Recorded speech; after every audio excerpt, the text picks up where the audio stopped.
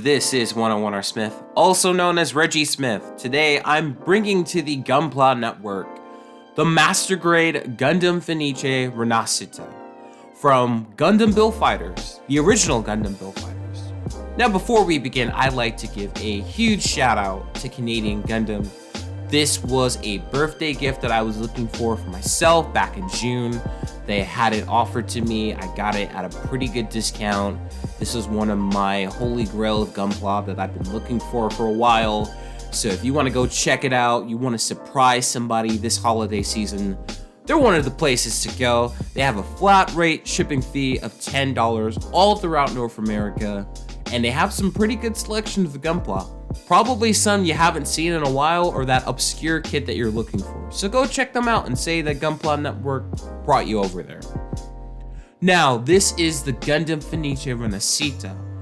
This is the upgraded version of the Gundam Fenice that was seen all throughout Gundam Build Fighters. This version showed up in the last 3 episodes during the tournament finals, and also in the big battle to help the Gunpla battle system from crashing and possibly, I don't know if destroying the world. This is a more laid down anime, but it helped out. And for structural reasons, I could see why they went with the Rinascita. I don't think that the frame could have handled the disproportionate weight of both wings going towards one direction. I don't think there's any amount of posing that could fix that, but we'll get there in a second. So why don't we build up and see what we have. When it comes to the build, it's actually somewhat interesting. This kit came out in the mid-2010s, which is when Bandai decided to just distance themselves, at least with master grades. They decided to distance themselves from ABS plastic and move towards full polystyrene model kits, even in master grade. However, this is a mix match of polystyrene and ABS plastic with the inner frame. All the other pieces, the older pieces, are recycled from the 2010 Wing Gundam, as you expect.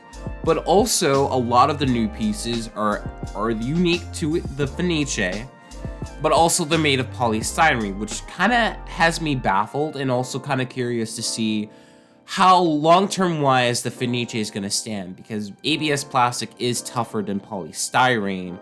But often I find that the two, in an inner frame sense, outside of perfect grade, don't line up pretty well with each other. In terms of the overall aesthetic, it's perfect. It's somewhat more detailed than the anime. It's everything that you can ask for the Fenice Rinascita. It takes the aesthetic of the Wing Gundam, the Okawara version, and adds a little bit from the Verka version. It's, in my mind, the perfect blend between the two. This might be one of my favorite versions, or one of my favorite representations of the Wing Gundam. It takes the traditional Gundam colors, throws some Italian flair to it. It just looks like stronger, it looks more flamboyant, it looks more proud. And aesthetically, I have no qualms about it whatsoever. Also, nice bonus, all the clear parts are green. You don't need the foil stickers, except for the gem. Maybe, or you can use silver paint. It's up to you. When it comes to articulation, it has pretty much everything that you would expect from the Wing Gundam. If you have the 2010 Wing Gundam, you pretty much know what it is and isn't capable of. It can pose, double jointed elbows, hand swapping hands. It has a double crunch, and the knees are kind of weak though. I think that's because of the combination of the ABS plastic and polystyrene, especially in the knees. Thankfully, Bandai was pretty forward-thinking in this kit and gave you an included action base, which solves a lot of the weight balancing issues. Can it stand on its own? Yeah, but it's not perfect.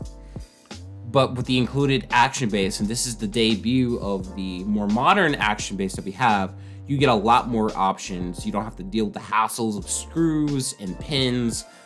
It's everything that you can want. The articulation, it's nothing special, but for a transformable kit, it's solid, smooth, and you can get pretty much most of the poses, even though there's some poses you will struggle with because of the added weight of the Fenice redesign.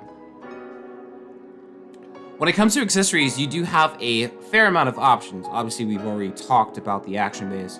It includes Wing Gundam's Buster Rifle, but it is somewhat modified from the original. There's included a few new pieces to it, more so in the barrel gauge, and the yellow piece that's usually in the back was removed. Otherwise, it's a strong form and it plugs into the arm just as great, even though with the Wing Gundam, you use one of its talons on the arms to clip the Buster Rifle onto the arm and it will fall off, so it won't fall off. Wing Gundam Fenice, it can still hold up the Buster Rifle. It's not as heavy and the arm is a little stronger, so that added effect isn't quite needed, but you can use it because there's some talons in the back of the forearms instead of the front. Next, you're gonna get this machine gun, which kind of looks like Wing Gundam stole it from Sandrock when Sandrock wasn't looking. It's kind of the weakest one of the accessories. There is a plug to it, but you just kind of hold it onto the hand, and the Gundam Fenice is supposed to be able to hold onto it. It can, but since there's nothing really strong or adhesive to hold onto, it's quite often that you'll find a small little machine gun falling out of you. Plus, there's just no weird way to store it. So you got that, and that's it. Next, you have the Fenice Buster Shield, which it's much bigger. It looks like it could take a hit and still keep going. This is a great design. It takes the base of the Wing Gundam's Buster Shield and builds onto it. It has a much more elaborate design. However, it does come with a fallback. As you guys know, with the Wing Gundam, it takes its beam saber out of the shield. It bends forward and it pops out. There's like a hinge mechanism in the model kit. That's still present because it uses a lot of the frame parts from the Wing Gundam, but since it has the more bulky and elaborate design, getting the beam saber out of the holster is a little bit more difficult. You gotta angle it right, you gotta get your fingers, especially with me, I have big fingers, so this is gonna be a bit of a struggle. And it still functions, but know that you're probably gonna need a lot more time in order to pull off that gimmick. Next up, you're gonna get like a beam bayonet. It's not a beam saber, but it's kind of like a dagger. I don't know how to describe it, that's kind of weird, but you're gonna get this beam bayonet, which you can hold up as a secondary beam saber for the Gundam Fenice to work with.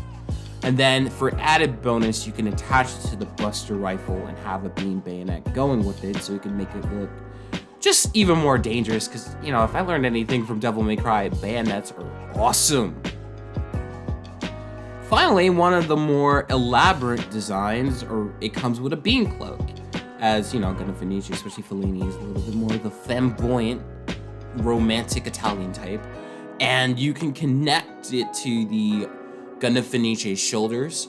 And I will say, for those who are familiar with Unicorn, these are heavily UV light attractive. You get a UV light built into there, you can get some really strong aesthetic shots with the beam cloak. It's simple, it's a couple of clear pieces slapped on together, and you just hook it in there. I have yet to see it fall off willingly, and the connection is actually really strong. Of course, this wouldn't be a Wing Gundam if it could not transform, am I right?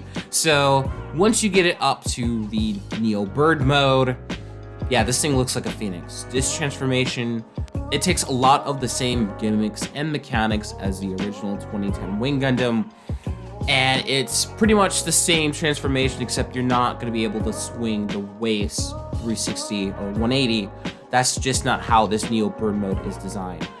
Again, aesthetically, I think this is an improvement to even the original Okawara Wing Gundam. Again, it takes the best aspects of the Okawara version and the Hajime Katoki version, puts an Italian flair to it, and this thing looks like a phoenix. And if you wanted to know, yes, you can attach both the beam bayonet and the Buster Rifle on the bottom. I unfortunately just happened to forget where I placed the connection points to, so that's my bad, but you can do that in this model kit. What do you think? How do I feel towards it against the 2010 Master Grade? 2010 Master Grade, obviously, I have a nostalgic bias to Gundam Wing. It was a great model kit. It was everything you would expect out of a Master Grade. It's still a good basis. I'd still say Proto Zero is my go-to beginner Master Grade for anyone trying to get into the Master Grade line. My bias aside, there are things that one does better than the other. Aesthetically speaking, Gundam Fenice Rinascita is the better master grade. I feel that this version is stronger. It has a more pronounced shelf presence because of the color scheme.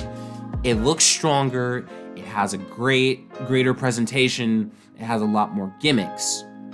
However, when it comes to the original 2010 Wing Gundam, I feel like that one has a lot more posability to it. I feel you can get somewhat better flying poses out of it, and it's more sturdy. Wing Gundam 2010 can actually stand on the ground and not have to deal with balance issues because of the mix between ABS plastic and polystyrene. Gundam Fenice can stand if you balance it right, but it feels overall weaker. The joints feel weaker. Maybe that would be different if you painted it up, but that's just my opinion. There are things that each does better than the other. And you can't really go wrong with either way. It's just, do you want the cooler looking version or are you going for nostalgia? That's the line of thinking I would go to as a builder.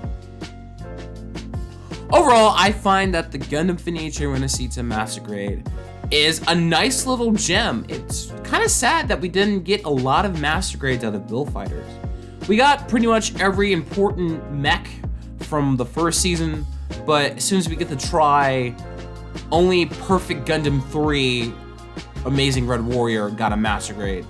No Tri-Burning, no Lightning Zeta, nothing, which is disappointing because I would think that Build Fighters Tri kits were just as, if not a little bit more successful than the Build Fighters kits. I would love to see some of them in Master Grade form. We don't have that decision, that's up to Bandai. But when it comes to the Fenice Rinascita, it's great. It's almost like a hidden gem. I mean, it's not so hidden, but you would think, oh, do I really need that? Do I really need another Wing Gundam that isn't canon to the Gundam Wing lore? Overall, this is, like I said, a perfect blend of Okawara and Hajime Katoki put together, and I feel this is a strong piece to have in your collection. It's going to stand out. It's somewhat different enough. It has a lot of cool gimmicks and accessories that you can add on to, and overall, this is a worthwhile package. I am 101R Smith, and I will see you later.